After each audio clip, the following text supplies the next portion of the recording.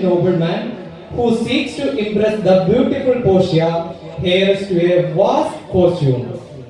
But Bassanio's quest is hindered by his lack of funds and he turns to his friend Antonio, a wealthy merchant, for help.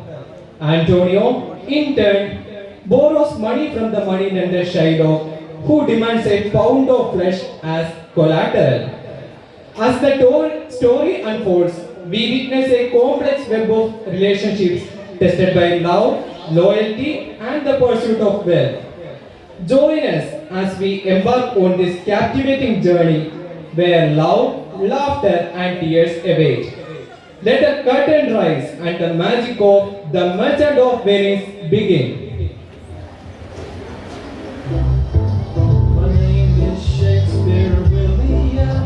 I own the feather quill. I am the writer most familiar to you. My way with words amazes me. Came up with so many phrases me that still the number days is me too. Good evening, ladies and gentlemen. I am William Shakespeare, an English playwright, dramatist, poet, and an actor. The play Merchant of Venice is a comedy that revolves around the life of Antonio, a merchant who takes a loan from a moneylender to help his friend Bassanio to court Portia. The play involves a series of events which will be unveiled by my characters. Moving on to the first scene to meet Antonio, who is deeply in remorse. He is accompanied by his friend Salarino and Salario. To tell the truth, I don't know why I am so sad. I am tired of being sad. And you say you are tired of it too. Your mind is focused on the ocean, where your merchant ships are sailing. Any little thing that might make me worry that something bad would have happened to my ship make me sad, without a doubt. It is not my merchandise that is making me sad. Here comes Bassanio, your most noble relative along with Deciano and Lorenzo. Goodbye, we will leave you to these friends. Yes, you care too much about early things. Those who care too much about things end up losing them. Believe me, you really don't look yourself. My Lord Bassanio, since you found Antonio, the two of us will leave you both alone. Well, tell me now who the lady is that you made an agreement with to go on a secret trip. I owe the most to Antonio in both money and in love, because you are good friends. I know. I can tell you all my plans and plots for paying back all the debts I owe. There is a lady in Belmont who has inherited some riches and is both beautiful and riches. Her name is Portia. You know that all my money has been put into my ships. I have neither money nor any goods to sell in order to raise some funds for you. Go, ask around to find somewhere you can borrow some money, and so will I. Bassanio goes to Shylock, a greedy moneylender of Venice, to lend some money to fulfill his needs. 3,000 buckets, huh? Yes, sir. I need the money for 3 months, and Antonio will be the guarantor of the loan. Antonio will? Yes, sir. He will. Now, can you help me out with? Will you agree for the loan? Antonio is a good man. Have you heard anyone say otherwise about him? Oh, no. I haven't. I just meant to suggest that he is sufficient guarantor for the loan. May I speak with Antonio? This is Mr. Antonio. I hate him because he lends out money without charging interest, which forces me to lower the interest rates that I loan it. I will satisfy all my grudges against him. Shylock, are you listening?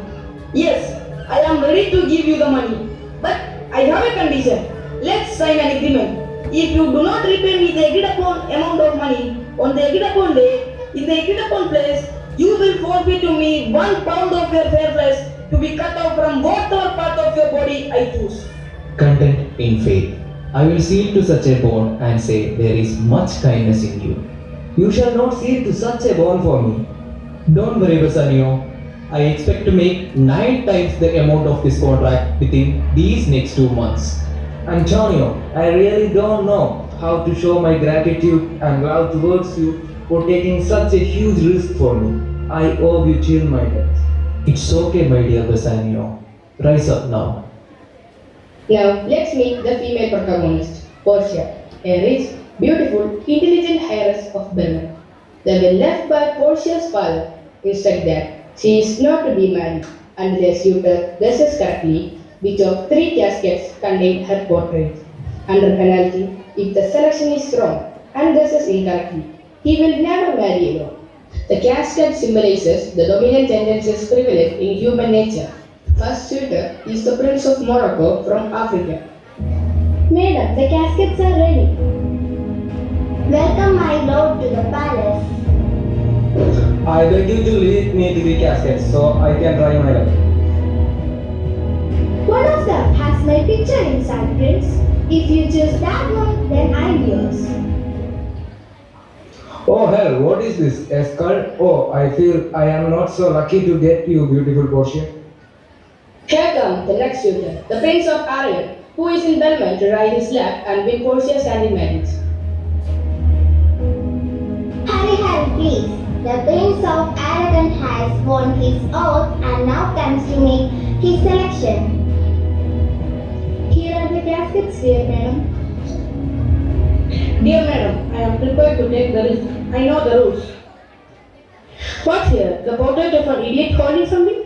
How different is this picture from one of Portia's? Bassanio is now in Belmont to try his luck. Welcome my lord to the palace. Here are the caskets for you, sir. What do I find here? The picture of a beautiful Portia. The reason behind Bassanio's selection of the left casket was its wisdom rather than its external appearance.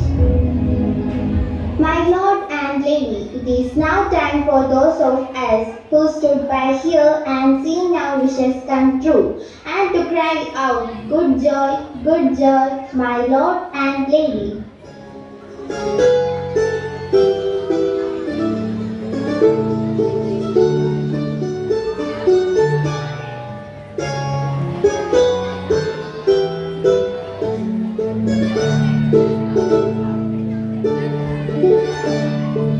After the function, Bassanio explains to Portia that he has no wealth of his own, but bought money from Antonio, whose ventures also paid miserably.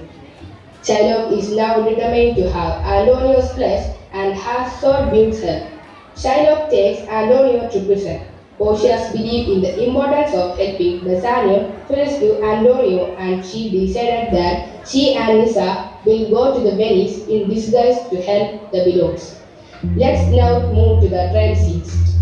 How can you hope for mercy if you don't show it yourself? I have bought the pound of flesh that I demand from him. It is mine and I will have it. If you deny me, your law means nothing, and there is no power to legal agreements in Venice. I have the power to dismiss this court unless Bellario, a learned doctor of law, comes here today. I have sent for him to decide upon this case. Where is this man? He is waiting nearby to hear whether you will let him into the court. With all my heart, I welcome him to this court. The letter says that Valerio is too sick to come, but that he is sending a young doctor of room called Balthasar to oversee the trial. Portia then arrives disguised as Balthasar. Take your place here. Are you familiar with the different sides of the case? Yes, my lord. Is your name Shylock? Yes, Shylock is my name. You are just Mercy, aren't you? Yes, as Shylock says. Do you confess that you have broken the agreement? Yes, I do. Then Shylock, you must be merciful. Why must I? Tell me why I should be merciful. Mercy is not something that one is forced to practice. It falls easily like gentle rain from the sky. This doubly blessed thing that blesses both person showing mercy and the person receiving mercy. We pray to God for mercy, and that same prayer should teach us all to show mercy to others. My deeds are my responsibilities. I want the law to be upheld with the penalty.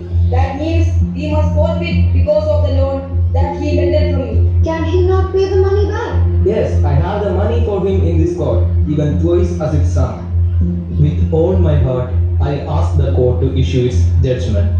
Have some surgeon call nearby, Shylock, to stop Antonio's wound so he doesn't bleed to death. Is this spelled out in the contract? I can't find it in the contract. It is not in the contract.